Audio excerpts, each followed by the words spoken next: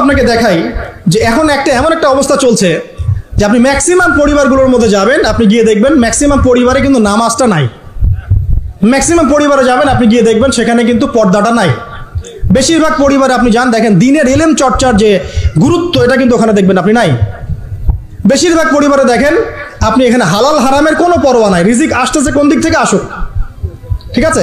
বেশিরভাগ পরিবারে দেখবেন স্বামী স্ত্রীর মধ্যে খুব একটা হৃদ্যতা ভালোবাসার বন্ধন পাওয়া যাচ্ছে না, প্যারেন্টিংসগুলো ঠিক নাই, খাবারের উৎসগুলো ঠিক নাই, অপসংস্কৃতি আছে পরিবারে, এখন মাদক ঢুকে গেছে, জেনা ঢুকে গেছে, পর্ন ঢুকে গেছে, ঠিক আছে, এই যে ডিভাইসের এডিকশন ঢুকে গেছে। মানে অন্তর্নিহিত সম্পর্কগুলো, যে হৃদ্যতা ভালোবাসার সম্পর্কগুলো ছিল এবং ইসলামিক নীতি নৈতিকতাগুলো ছিল, এখন এগুলো কিন্তু দিন দিন পরিবার থেকে কমে যাচ্ছে। এতে করে পরিবারে ডিভোর্স বাড়ছে। যেমন প্রতি 1 ঘন্টায় ঢাকায় একটা করে ডিভোর্স হয়, মানে প্রতি 24 ঘন্টায় 24টা ডিভোর্স ঢাকায় হয়। এবং আমেরিকার মতো কান্ট্রিতে প্রতি 13 সেকেন্ডে একটা করে ডিভোর্স হয়, ঠিক আছে। দেখা যায় গড়ে প্রতিদিন, এই বিশ্বে গড়ে প্রতিদিন 29 জন মানুষ আত্মহত্যা করছে এখন ফ্রাস্ট্রেট হয়ে পারিবারিকভাবে। পারিবারিক কলহের শিকার হয়ে দেখা যায় গড়ে প্রায় 30 to 40% মেয়ে এখন পারিবারিক সহিংসতার শিকার হচ্ছে, যৌতুকের কারণে, আপনার পরকীয়ার কারণে। আর পরকীয়ার কথা তো বলতেই ভুলে গেছে যে ম্যাক্সিমাম পরিবারে এখন পরকীয়া চলছে, স্বামী স্ত্রী কিনে সন্তুষ্ট না, স্ত্রী স্বামী কিনে সন্তুষ্ট না, দেখবেন পরকীয়া এটা কমন হয়ে যাচ্ছে। ম্যাক্সিমাম পরিবারে আপনি দেখবেন যে পর্ন ঢুকে গেছে, জেনা ঢুকে গেছে, মানে জেনাটাকে সহজ করে ফেলা হচ্ছে। এবং প্রগতির নামে আমরা এখন এমন কিছু কালচার লালন পালন করছি যেগুলো আস্তে আস্তে আমাদেরকে ইসলাম থেকে সরিয়ে দিচ্ছে। তো পরিবারের অবস্থা এখন ভয়াবহ খারাপ, আত্মহত্যার প্রবণতা বাড়ছে, যৌতুক বাড়ছে, আপনার মাদকাসক্ত ছেলেমেয়ের সংখ্যা বাড়ছে, হ্যাঁ, পর্ন এডিক্টেড ছেলের সংখ্যা বাড়ছে। এরা না দেশকে কিছু দিতে পারছে, না সমাজকে, না জাতিকে। এরা কিন্তু আসলে সম্পদ না, এরা বরং বোঝা হচ্ছে। দুনিয়াবি বিষয়গুলোকে অনেক বেশি গুরুত্ব দেওয়া হচ্ছে, এতে করে দিনটা কিন্তু সংকুচিত হচ্ছে। তো এগুলো বলতে থাকলে অনেক সময় চলে যাবে।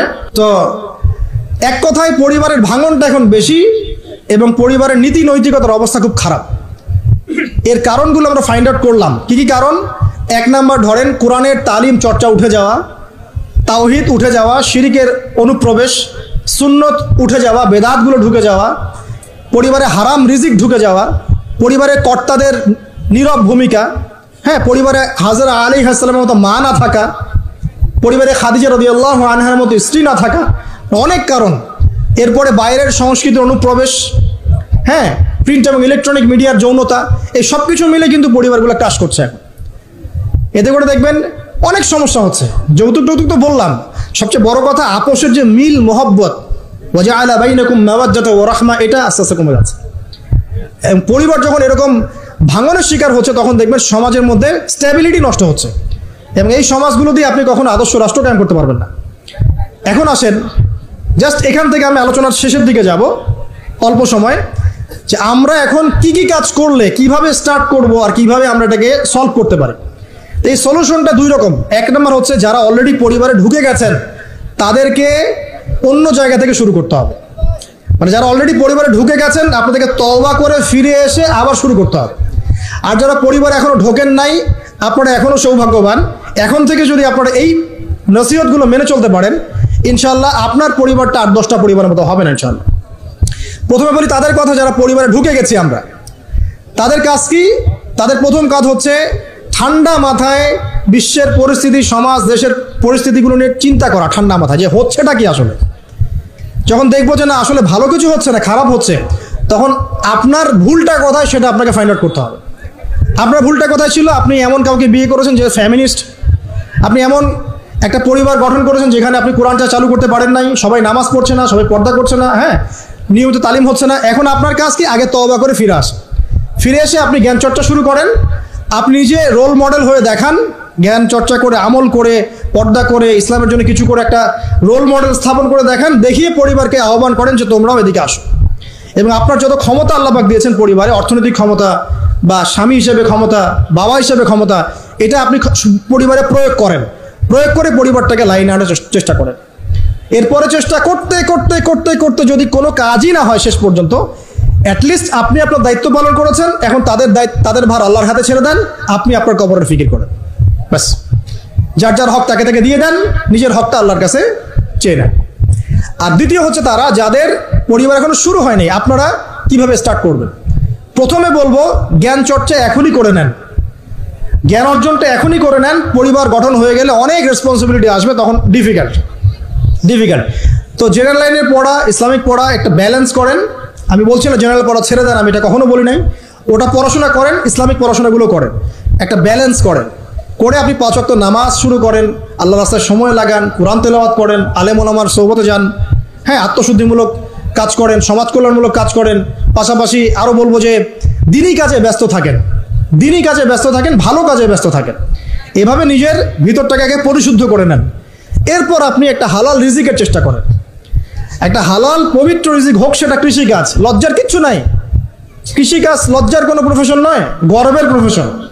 কারণ আল্লাহ পাক বহু নবীকে রাখালি করিয়েছেন, পশুপালন করিয়েছেন। জানেন, মুসা আলাইহিস সালামকে আল্লাহ পাক পশুপালন করিয়েছেন 8 বছর 10 বছর। এগুলো কোনো লজ্জার প্রফেশন নয়, এটা গর্বের প্রফেশন। আপনি হালাল রিজিক, অর্থনীতি হোক, আপনার কৃষিভিত্তিক হোক, বা ব্যবসা করেন হালাল কোনো, বা গভর্নমেন্ট জব, বড় বড় গভর্নমেন্ট জবের জন্য ট্রাই করেন, সেটাও ভালো। যদি না পান, বেসরকারি জব পান, আলহামদুলিল্লাহ। খেয়াল রাখবেন, জব করতে গিয়ে, ব্যবসা করতে গিয়ে এবং রিজিকের সন্ধান করতে গিয়ে আপনার নামাজ যেন ছুটে না যায়, আপনার রিজিকে হারাম যেন ঢুকে না যায়, আপনাকে যেন সুদ খেতে না হয়, আপনাকে যেন ফ্রি মিক্সিংয়ে যেতে না হয়। এগুলো খেয়াল রাখেন। খেয়াল রেখে একটা হালাল রিজিকের সোর্স আগে বের করেন। প্রয়োজনে উদ্যোক্তা হন, নতুন কিছু উদ্যোগ গ্রহণ করেন, উদ্যোক্তা হয়ে নিজে কিছু প্রতিষ্ঠা করে দেখান, এমন কিছু করেন। এরপরে আপনি বিয়ের ফিকিরটা করেন, রিজিকের ব্যবস্থাটাকে করে নেন, তারপরে ওদিকে যান। আপনার আপন ভাই হিসেবে আমি কথাগুলো বলছি, মনে করেন। এরপরে আপনি যখন বিয়ে করবেন, বললাম তো, মেয়ের জাস্ট দিনদারিতা দেখবেন। হ্যাঁ, এর উপর যদি সৌন্দর্য থাকে আলহামদুলিল্লাহ, বংশ ভালো হয় আলহামদুলিল্লাহ, মেয়ের অর্থ সম্পদ আছে আলহামদুলিল্লাহ। যদি এগুলোর কোনোটাও না থাকে, দিনদারিতা থাকে, জাস্ট ওটাকে দেখেন, আর কিছু দেখার দরকার নেই, কিছু দেখার দরকার নেই। এরপরে আরেকটা কথা বলতে ভুলে গিয়েছি, যে আপনি এই লেভেলে যাওয়ার আগে নিজেও পবিত্র থাকার চেষ্টা করেন। আপনি নিজে জেনায় যায় না, নিজে পর্নে যায় না, নিজে হারাম অ্যাফেয়ার্সে যায় না। যদি আপনি যান, তাহলে আল্লাহ পাক কিন্তু আপনাকে পবিত্র স্ত্রী নাও দিতে পারেন। এটাই আল্লাহ পাকের নীতি, যে একজন পবিত্র মানুষ পায়। ঠিক আছে, যে যেমন আল্লাহ পাক তাকে তেমন মিলিয়ে দেন, এটা আল্লাহ পাকের একটা সুন্নাহ। এর ব্যতিক্রম হতে পারে, কিন্তু আপনি যদি পবিত্র না থাকেন, আপনি পবিত্র স্ত্রী নাও পেতে পারেন। তা আপনি আগে নিজে পবিত্র থাকেন, তারপরে আপনি এখন মেয়ে দেখেন। আলহামদুলিল্লাহ, বললাম দিনদারিতা প্রাধান্য দেন। এখানে হাদিসে এটা বলা হয় নাই যে 4টা গুণ দেখে বিয়ে করো, বরং বলা হয়েছে 4টা গুণ দেখে সাধারণত বিয়ে করা হয়। ঠিক আছে, করো আদেশটা এমন নয়। কেউ টাকা দেখে, কেউ সৌন্দর্য দেখে, কেউ দেখে বংশ। তুমি দেখো দিন, নবীজি বলছেন তুমি দিন দেখো, না হলে তোমার হাত ধুলোয় ধূসরিত হবে, মানে ধ্বংস হয়ে যাবে তুমি। আর দিন দেখার ক্ষেত্রে শুধু বাইরের গেট আপটা যথেষ্ট নয়, তার পড়াশোনা দেখেন, তার হিস্ট্রি ঘাটবেন, তার অতীতে সে কোথায় কোথায় পড়াশোনা করেছে, কি করেছে, খোঁজ খবর নেবেন।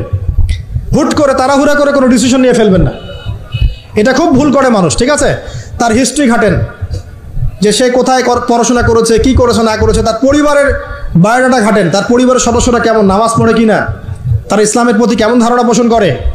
তার মাকে দেখেন, তার মা পর্দা করে কিনা, তার মা ইসলামের উপর আছে কিনা। তার নানিকে দেখেন, তার পরিবারবর্গকে দেখেন, তারপর একটা আপনি ডিসিশন নেওয়াটা সহজ হবে। এগুলোর চেয়ে ব্যতিক্রমও হতে পারে।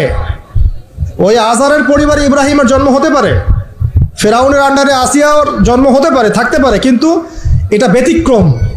নর্মালি কিন্তু সবসময় এমনটা হয় না। যে প্যারেন্টিংস দিয়ে তারা বড় হয়েছে, ওই প্যারেন্টিংস তাদের মধ্যে থেকে যায়। এই কারণে মেয়ের ব্যাপারে খুব সেন্সিটিভ থাকবেন, আগে পুরো বিষয়গুলো ঘেটে নিয়ে তারপরে আপনি কোনো জায়গায় পা দেন করবেন আল্লাহর কাছে, যে আল্লাহ আমি তোমার কাছে ইস্তেখারা করছি, আমি জানি না যে কোনটা আমার জন্য ভালো হবে, কোনটা খারাপ। আল্লাহ এটা যদি আমার জন্য ভালো হয় সহজ করে দাও, যদি খারাপ হয় আল্লাহ দূর করে দাও। নিজের উপর চাপ নিয়েন না। তারপরে যদি দেখেন আলহামদুলিল্লাহ দিনদার, আর ডানে বামে দেখার দরকার নাই। যদি আপনি আপনার মনের মতো দিনদার পবিত্র একজন মেয়ে পেয়ে যান, আর যদি সে সুন্দরীও হয় মাশাআল্লাহ, আর ভালো বংশের হয়, তাহলে সারাটা জীবন তাকে নিয়ে কাটিয়ে দেন, সারাটা জীবন তাকে নিয়ে কাটিয়ে দেন, আপনি হ্যাপি হবেন ইনশাআল্লাহ।